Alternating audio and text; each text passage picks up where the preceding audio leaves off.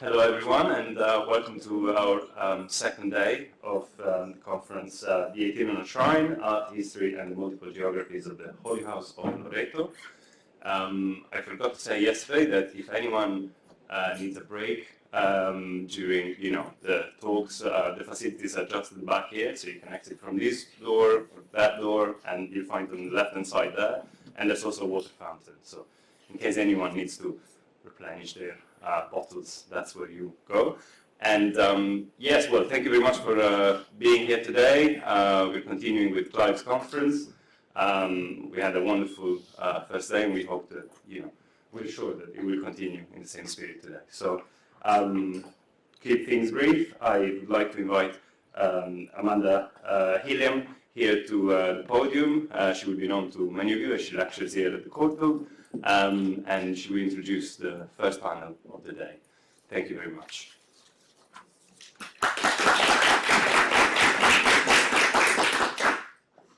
Thank you, Matteo. So I'm very grateful to the organisers for inviting me to chair this morning's session, Displaying Devotion, Patrons, Artists and Pilgrims.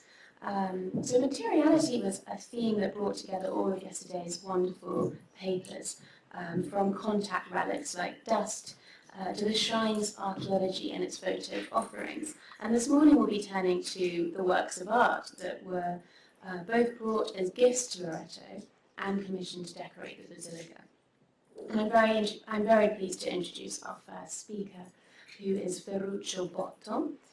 He's a PhD student at the Scuola Normale di Pisa, where he's working on a project that maps Italian Eucharistic tabernacles from the 12th to the 15th centuries, bringing together visual sources in the form of paintings and illuminations depicting the church space, with written ones describing the liturgy.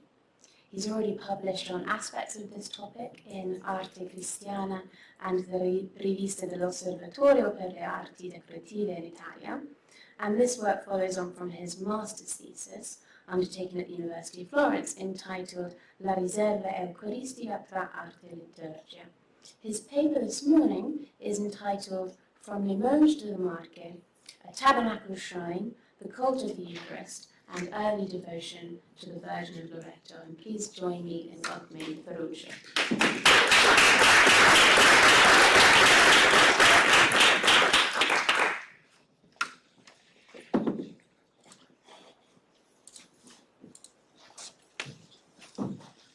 Thank you, Amanda, for this introduction. Thank you all for having me.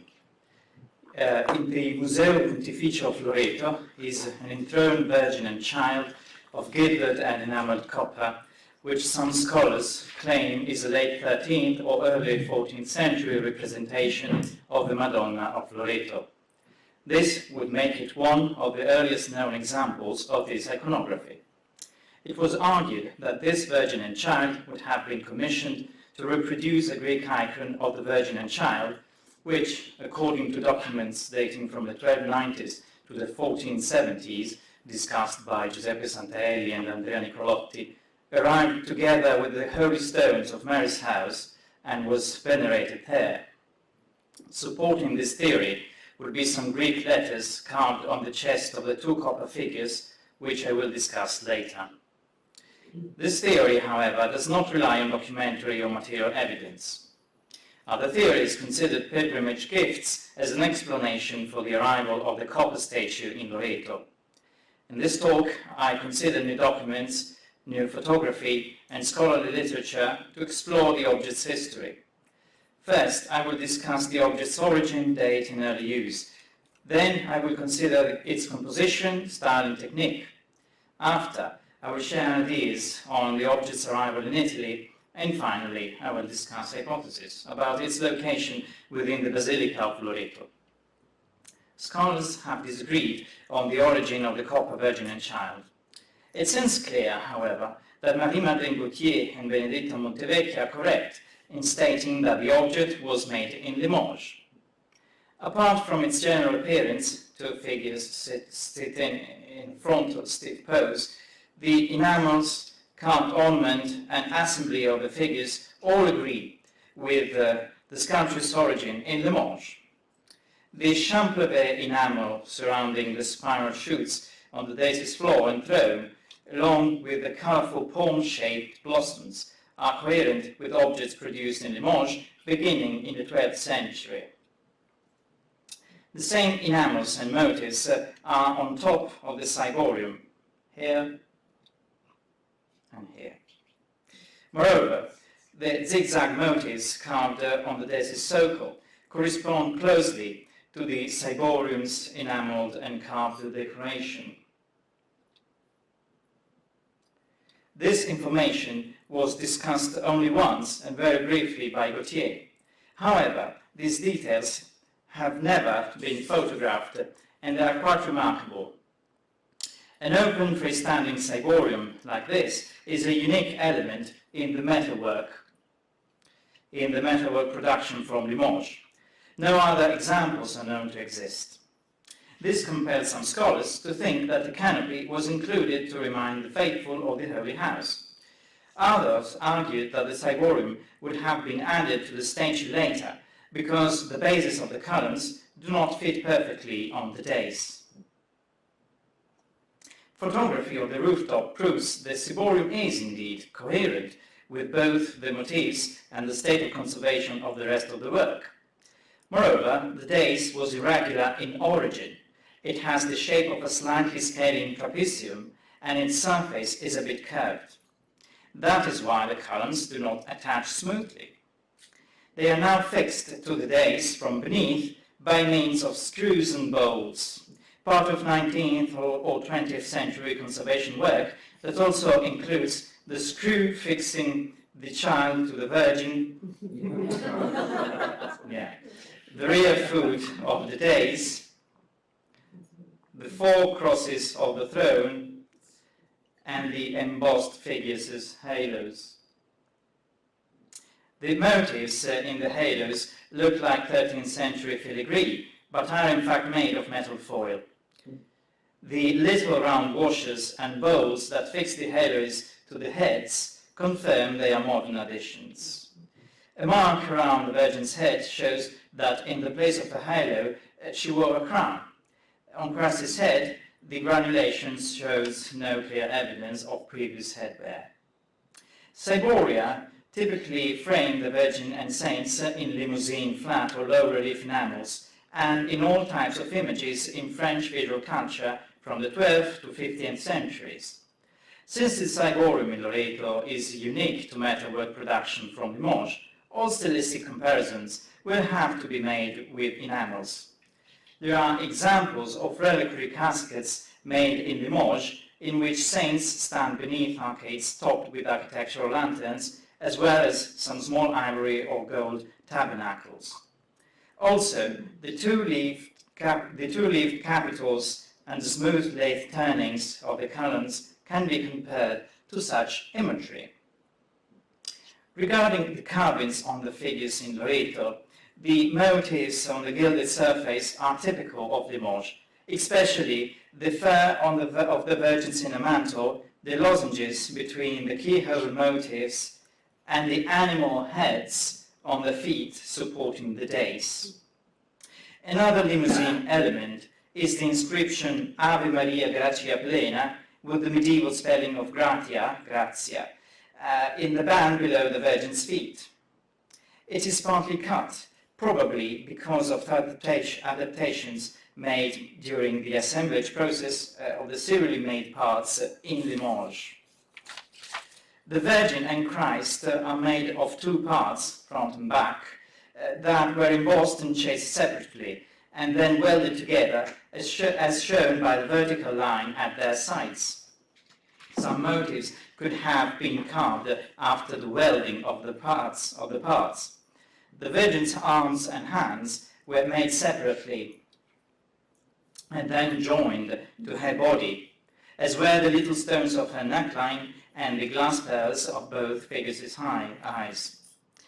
Among the many statues of the Virgin and Child made in Limoges, there is one that is extremely similar to the figures in Loreto in style and technique, despite some differences in details, and that was first pointed out by Walter Hilberg in a 1955 paper. Now, in the Musée de Cluny in Paris, it was originally in St. Martin's Church in Moussac-sur-Vienne, not far from Limoges. Besides the similarities of the figures' poses, of the enamels, of the motifs, and the assemblage, the draperies are also very close, especially how the folds appear when viewed frontally. In addition, they both have arched openings behind the thrones, suggesting that the two virgins are close relatives, also typologically. These sculptures were probably made in the third quarter of the 13th century, considering that around the 1280s, 1300s, virgins made in Limoges present softer garments and slightly fleshier faces.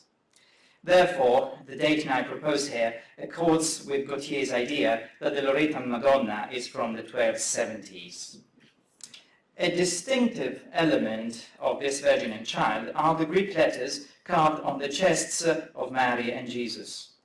The inscriptions are abbreviation for Methif Theou, Mother of God, and Jesus Christos, Jesus Christ. Almost all scholars who did not believe the copper Madonna reproduces the Greek icon of the Santa Casa believed that the Greek inscriptions are the result of the statuette's reworking after its arrival in the Italian Adriatic area. I argue that the inscriptions are original incisions. Artisans in Limoges were not acquainted with the Greek language, even in its most conventional forms. Greek letters hardly ever appear on objects they produced, and are mostly limited into the enameled Alpha Omega flanking the Majestas Domini. Still, here the Greek inscriptions were made using a thin chisel. This means that, since the statue is hollow, with no wooden core, hammering and chasing the surface after welding would have deformed and destroyed it. Moreover, from a paleographic perspective, the incised letters fit both with the 13th and 15th centuries.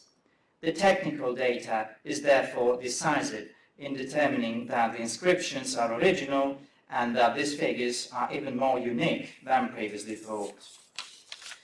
If we can agree that the Virgin and Child is a serially produced devotional object from Limoges, two questions remain in this study. First, what was the actual use of the object? And second, how and when did it come to Loreto? Regarding the object's function, it can never have been the main devotional image within the Santa Casa. That honor was held first by the icon I mentioned at the beginning, reportedly painted by St. Luke and representing a half-length Virgin and Child that was documented until the early 1470s. And later, by a wooden statue of a standing Virgin that was venerated in the 14th or 15th century and destroyed by fire in 1921. To understand the object's original use, we must consider the small door to the hollow throne of the Virgin. Small metal virgins or big wooden virgins with a receptacle were produced primarily in central France and Mediterranean Spain during the 13th and 14th centuries, where they served as tabernacle shrines for storing the consecrated host. Sometimes it has been claimed that the receptacles were used as reliquaries, the Vierge reliquaire, but the iconography of the Virgin and Child, along with other scenes that are often displayed on the surface of the throne, prove that their original use was Eucharistic reservation. Here, there are two saints on each side of the throne, each holding a book. Despite their number, which suggests an identification with the evangelists or the four major prophets, two of them appear to be female saints because of their long hair and garments extending to their heels. Nothing helps understand this object as a reliquary of a recognizable saint. In addition, that the Mother of God was the first Eucharistic receptacle was a widespread theological point in the 13th century, as summarized by the liturgist Guillaume du Grand-Domont. Capsa, and I quote, "Capsa in qua ostia consecrate conservantur significat corpus virginis gloriose." That is, the receptacle where the consecrated hosts are preserved means the body of the glorious Virgin. This interpretation also explains the presence of the ciborium in the ecclesial space in general, as the textile or architectural canopy used for sheltering and drawing attention to the altar, that is, the location in which the presence of Christ is made real during the Eucharistic prayer at Mass.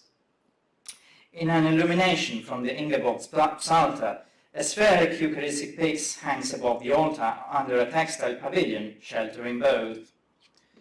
In the Copper Madonna, Virgin and Child sit on Eucharistic receptacle, but the iconological function of the statue's ciborium remains the same. Some illuminations show that statues of the Virgin and Child on a throne under a ciborium were placed on altars around the year 1300. One example is an image from the Pontifical of Renaud de Bar showing the bishop blessing a new altar with holy water. The altar table is furnished with a candlestick and a freestanding Virgin and Child under a ciborium.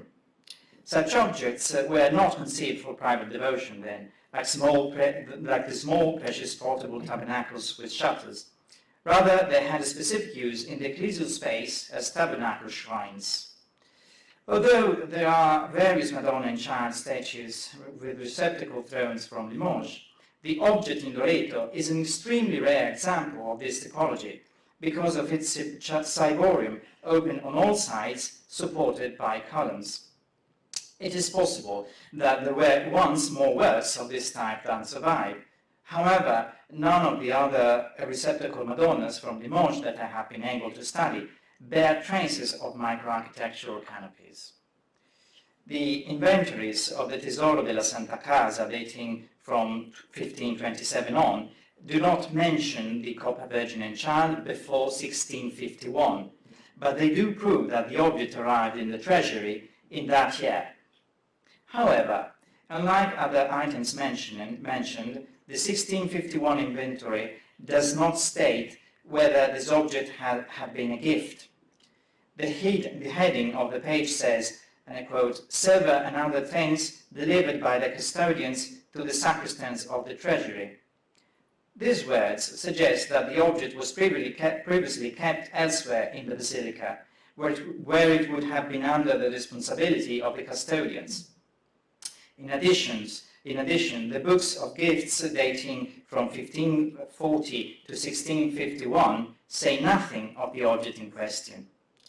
What is strange is that neither the inventories of the Santa Cappella, dating back to 1527, nor those of the Sacrestia Vescovile bear mention of the Copper Virgin and Child. Therefore, to date, I cannot precisely locate the object before 1651. Other documents have yet to be searched, such as the inventories of the administration, the account books, and the apostolic visitations. To understand the Virgin's arrival, destination, and function in Loreto prior to 1651, it is crucial to reconsider the receptacle door. This is an addition most probably from the 15th century, as can be proved on the basis of stylistic analysis. The fold ogee gable, crowned with a blossom, and the tracery both recall the architectural frames from the first half of the Quattrocento in the Adriatic Venetian area. For example, one could look at the ogee arches by the woodcarver Ludovico da Forlì from the altarpieces of the Chapel of Sant'Arasio in San Zaccaria, Venice, dated 1443. Another comparison could be made with the tracery of a window of the facade of the Cadore in Venice, a part that did not change much during the 19th-20th century renovations, as Elisabetta Concina has confirmed. Here we see an engraving after a daguerreotype published by Noël Marie Peymal-Rebourg in 1844, a year before Giovanni Battista Meduna started the renovations of the Cadoro, and we can see the traceries. In the 15th century, in the Marche, were goldsmiths who could reproduce similar microarchitectures inspired by the models from the Veneto. For instance, Pietro Vannini died in 1496, who worked in Ascoli Piceno, Macerata and Fermo, decorating objects with complex architectural structures. One example of Marchian goldwork from the Quattrocento is the Pix reliquary of the Basilica of San Nicola in Tolentino, probably made during the first quarter of the century. The style of the addition of the Madonna in Loreto could therefore date from about the 1410s to the 1470s and is typical of Quattrocento goldsmiths in the Marche. This stylistic analysis also serves as evidence for placing the Virgin in the Adriatic area in general, and more specifically in the Marche, already in the 15th century. The reworkings from the 15th century also indicate that at that time the object was still used as a container and still important enough to receive an addition like the window door. Although it can only be conjectured, it might still have been used as a Eucharistic tabernacle until 1542 at last, when Aurelio Lombardo sculpted the new tabernacle for the basilica. Alternatively, it could have been a reliquary or a devotional image, but there is much less evidence for either of these hypotheses. Because of the 15th century addition locates the object in the Marche at an early date, it is probable that the object was stored somewhere in or directly adjacent to the Basilica of Loreto. Perhaps it was not given much importance during the 16th and early 17th centuries, since, despite its venerable appearance, it had to look old and perhaps even useless as its style and Eucharistic usage declined. In fact, the 1651 inventory does not mention the object's function, weight, or value. It simply describes, and I quote, a Madonna out of gilded copper with dome, columns, and child, end quote. So, was the Madonna reworked on the occasion of its arrival to the Basilica? Or was it an older presence that needed restoration in the Quattrocento? It is difficult to say. However, since Loreto was an important pilgrimage site already in the 1300s, it is likely that it was this phenomenon that was responsible for the Madonna's arrival in the Marche, so the pilgrimage. Objects like this Virgin and Child were serially produced in order to be exported, and their mobility could be channeled through pilgrimage. Moreover, pilgrims from north of the Alps first appear in accounts in Loreto during the 1310s. Therefore, until specific documents prove otherwise, the likeliest cause for the object's arrival in Loreto is its having been a votive gift. In considering the object's early presence in the Marche, it is striking to recognize the similarities between the Limousine Virgin and the earliest images of the Madonna di Loreto, dating from about the late 14th century to the early 16th century, and spread mostly throughout the local area, Marche, Abruzzo, Umbria. Many of these depictions show the Virgin under an architectural canopy with angels holding the columns as a reminder of the miraculous migration of the Holy House. During the 15th and 16th centuries, this iconography was gradually replaced by the Virgin and Child on or above the flying house represented as a building. Now, the object from Limoges dates to the third quarter of the 13th century. Thus, it predates the cult of the Virgin of Loreto by about 20 years. This means that it could not have been made to conform to an image already present in the Holy House. However, it is possible that the similarities between this unique tabernacle Madonna from Limoges and the earliest images of the Madonna di Loreto are not pure chance. This Madonna and Child might have, in fact, generated the first iconography of the Madonna di Loreto. Here we see one of the earliest surviving instances of the first iconography, a fresco from the end of the 14th century by an artist close to the Attallevi di Angeluccio da Anatolia in the Hermitage of Valcora di Fiominata. And we see also a later depiction from 1482 by Campiglio da Spoleto in the Church of Sant'Agata, Spelonga di Arquata del Tronto, which shows the resistance of this iconography into the late 1400s. And there's also the inscription Santa Maria del Loreto. So, considering the earliest depictions of the Madonna di Loreto, if there is a link between the copper Madonna and this iconography, it is highly probable that the precious metalwork object arrived in Loreto in the 14th century. In conclusion, we can state with certainty that the copper Virgin and Child originally featured the ciborium, and it was made in Limoges as a serial object about 25 years before the version of the Madonna di Loreto started. The object was probably used as a Eucharistic tabernacle to be moved from the sacristy to an altar or niche, depending on liturgical needs. It is also certain that around the first half of the 15th century, it was in the Adriatic area, probably already in Loreto, and was reworked there for the storing of the Eucharist or possibly of relics. Then, by the 16th century, its use suffered a decline parallel to that of the earliest iconography of the Madonna di Loreto. Nothing can definitely prove a connection between the copper Madonna and the painted images, but the uniqueness of the architectural ciborium of this object and the local spreading of this iconography are likely not a coincidence. If this is true, then the copper Madonna has an important place in the history of the Holy House, which it has probably served since the sanctuary's earliest days. Thank you.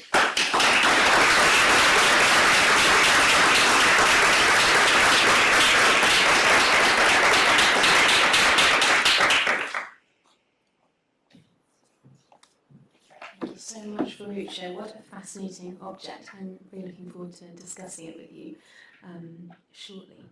And I'm delighted to introduce Francesca Coltrinari. She's been teaching art history at the University of Marche since 2007, first as a researcher and then since 2018 as associate professor. There she helps to run the doctorate program in education, cultural heritage and territories, and is also deputy director of the master's program in art historical heritage. Her research addresses art in central Italy between the 15th and 19th centuries, with a focus on production, patronage and the circulation of figurative models, artists and objects. She's curated numerous exhibitions on these topics, with a forthcoming one dedicated to Carlo Crivelli in Marche at the Palazzo Buonaccorsi, scheduled for later this year. And she has an impressive number of publications to her name, with several focusing on Loreto, including the monograph Loreto, Cantiere Artistico Internazionale nell'età della Counter-Reformation, I committenti di artisti in contesto, which was published by Edizioni Firenze in 2016, as well as the compendium of archival sources, Artisti e committenti a Loreto, 1538-1590, Nuovi documenti, also with Edizioni Firenze in 2017. Please join me in welcoming Francesca.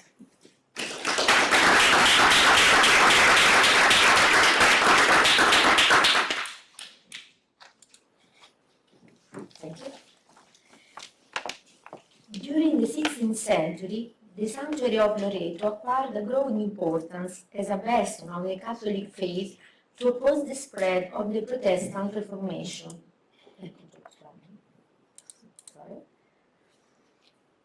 The Holy House thus changed from being a sanctuary specialized to cure people suffering from the plague to an international center enjoying special privileges of a spiritual nature linked to the sacrament of confession, a place of miraculous conversions of infidels, Muslims, Jews, and heretics.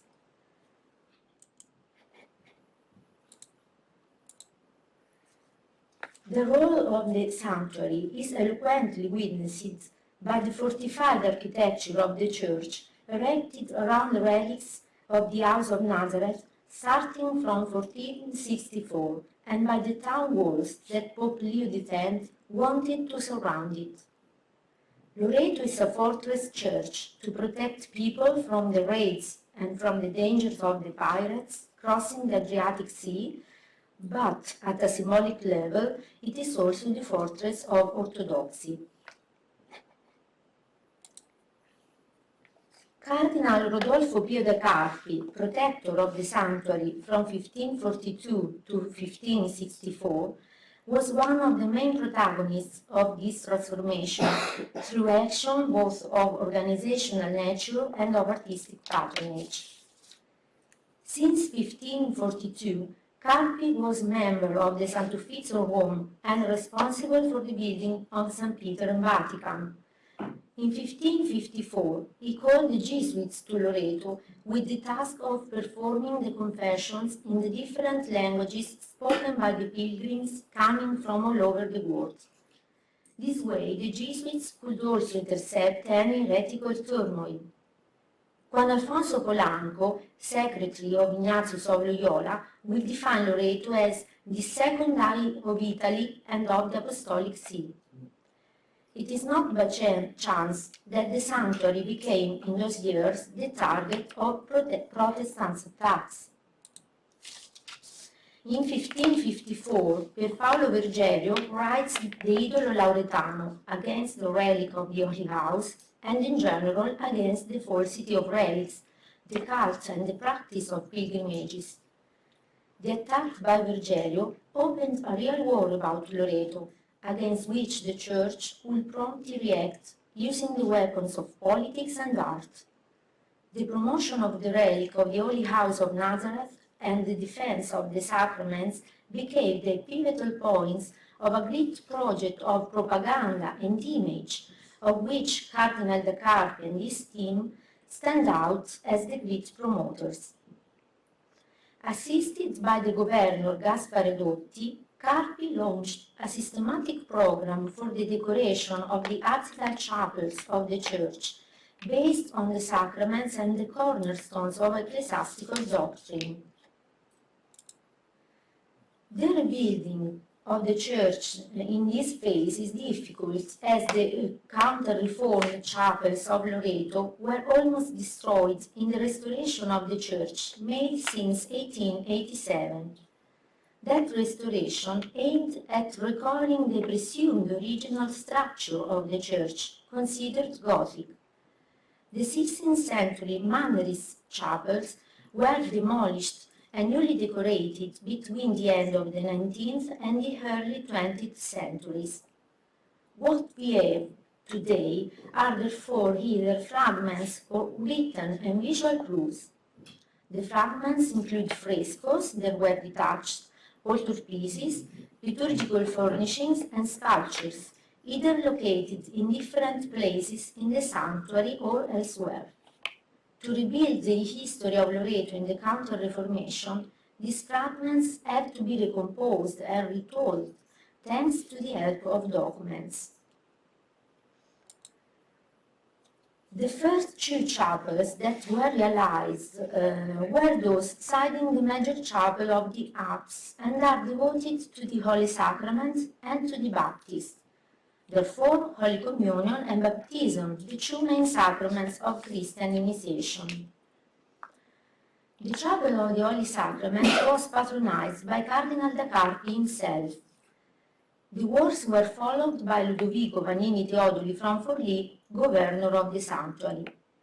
The first document about it is the contract for the order of the fresco and stucco decoration granted to the painter Francesco Menzocchi from Forlì, entered on 15 February 1546.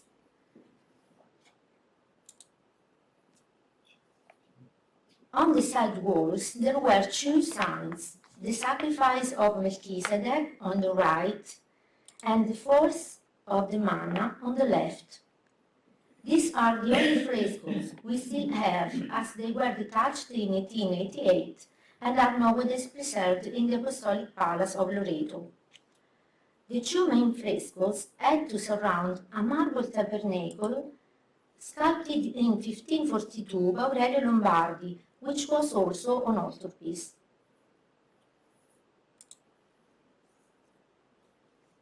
Several other episodes are reproduced, alternating frescoes and stuccos on the vault of the big arch at the entrance of the chapel. The subjects of all the images are known due to the descriptions. The iconographical program was an exaltation of the communion made by putting episodes from the Bible and from the Gospel near each other.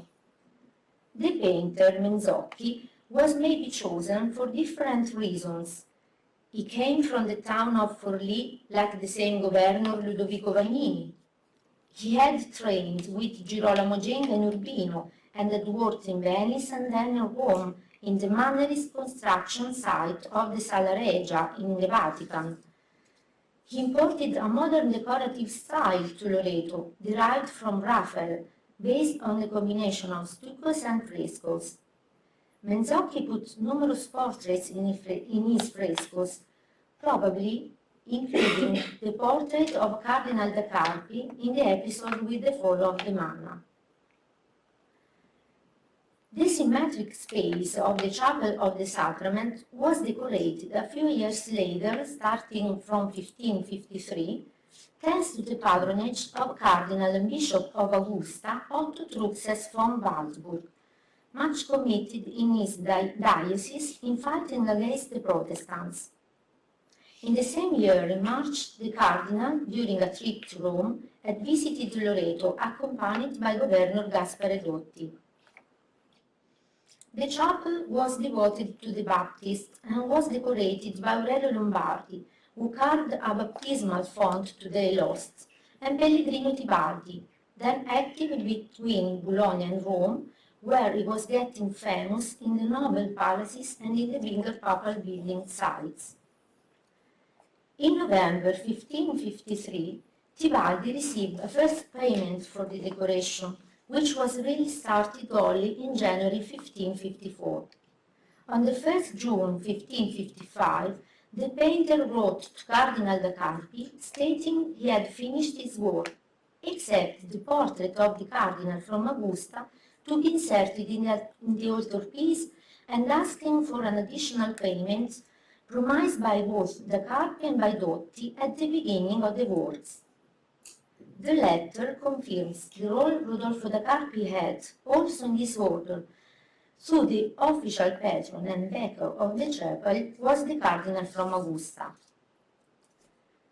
Of the same space, we just have the side frescoes detached in 1890 and preserved in Pontifical Museum of Loreto. They show the predication of St. John the Baptist to the crowds and the Piedi of the Baptist. The altarpiece, also in fresco, was instead detached around 1690 and placed in the Apostolic Palace, from where it disappeared at the end of the 19th century. It showed the baptism of Christ and included the portrait of Cardinal from Augusta kneeled. We can have an idea observing the big altarpiece painted by Pellegrino Tibaldi 2 years later for the Church of St. Augustine in Ancona. The cycle painted by Tibaldi insisted on baptism as the initiation sacrament and aggregation tool to the Christian community. The topic of conversion is underlined in the passage of the Gospel describing the predication in the desert of John the Baptist. In this image, St. John the Baptist seems calling the man addressing to him with his arms, wide open from the background, who could be identified as a man converted by the words of the Baptist. I made the hypothesis that this particular choice could be connected to many baptisms of converted people, mainly Jews, but also Turkish ones, who right since 1554 can be documented in Loreto, where neophytes were baptized also from remote places from Marche region. From the style point of view, Tibaldi brought to Loreto his interpretation of Michelangelo's language. Tibaldi brought in Loreto a new language that could meet the one by an elderly Venetian master, recently arrived in the Marchigian town after a life spent going back and forth between Marche and Venetian regions, Lorenzo Lotto. Lotto moved to Loreto from Ancona in the summer of 1552, invited by Governor Gaspare Dotti and by Cardinal da Carpi as painter of the sanctuary. The artist had already worked for Loreto around 1535.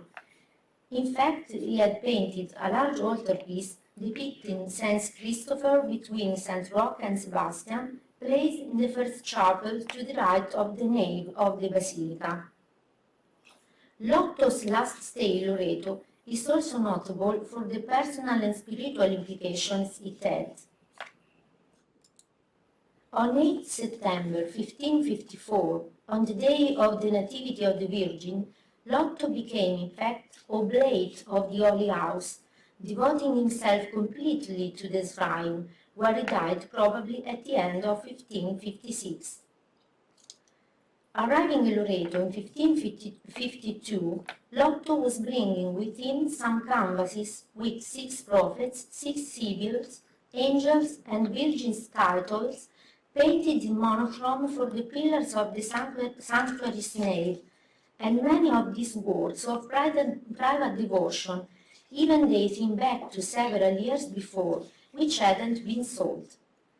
In the last few years, Lotto sold them, or more frequently, he gave them as a gift to Cardinal da Carpi, to Dotti, and other people either living or visiting Loreto. Among them we remind a small wooden panel depicting the translation of the Holy House, donated in 1553 to Cardinal from Augusta, now lost, and at least 2 intense versions of St. Jerome in the Desert, one of which expressly painted in 1554 for Cardinal da Carpi. Between October 1554 and February 1555, Lotto received from Dotti the appointment of decorating the chapel of the choir of Loreto, placed some years before in the right transept of the church. The artist created a completely original cycle that has only recently been acknowledged as such. In fact, Lotto just created only 2 paintings for this space, portraying the adoration of the Magi and the presentation in the temple. He therefore used other 5 canvases of religion subjects painted in the 40s for the market, modifying them to appear homogeneous in their sides. He then placed the 7 paintings on the walls above the backbenches of the canons to create a true cycle. Even this wall was modified between the end of the 18th century and the restorations of late 19th century. Likely all the canvases are now preserved in the Pontifical Museum of Loreto. Lotto proposes a typological path where the different episodes are connected one to the other between them due to their theological and spiritual meaning. For example, the sacrifice of Melchizedek for warning the Eucharistia faced the adoration of the child, where the naked body of Jesus, recalling the consecrated host, stands in the center of the painting. At the same time, the altar in the sacrifice of Melchizedek recalls the other altar in the presentation in the temple, made alive by the presence of Christ as Lotto visualized through the human feet holding it up. The presentation in the temple, episode preluding the circumcision, that is the rite of initiation for the Jews, corresponded to the baptism of Christ, the rite of initiation for the Christians. St. Michael expelling Lucifer alludes to the entrance of evil in the world, while the adoration of the Magi, corresponding to it, marks the acknowledgement of the nature of Christ the Redeemer and Saviour of humanity from sin. The topic of forgiveness of sins was probably the pivotal one, expressed by the Christ and Adulteress, the only work to be placed on the back wall in the center of the choir. The 7 images, through their several clues for reflection, were therefore functional to the meditation of the cultivated canons from Loreto that were in the choir and were the main recipients of the paintings. Though fragmentary, this artistic history is the one that best tells the transition of Loreto from a local to an international sanctuary. From being an Adriatic shrine, its importance grew up to become the house not only of the Holy House of Nazareth, but also of important painters like Lorenzo Lotto, who devoted his life to this place. It is also symbolic that Lotto decided to die in Loreto, as he said, incorporated to the shrine to reach a renowned artistic goal we can still enjoy. Thank you.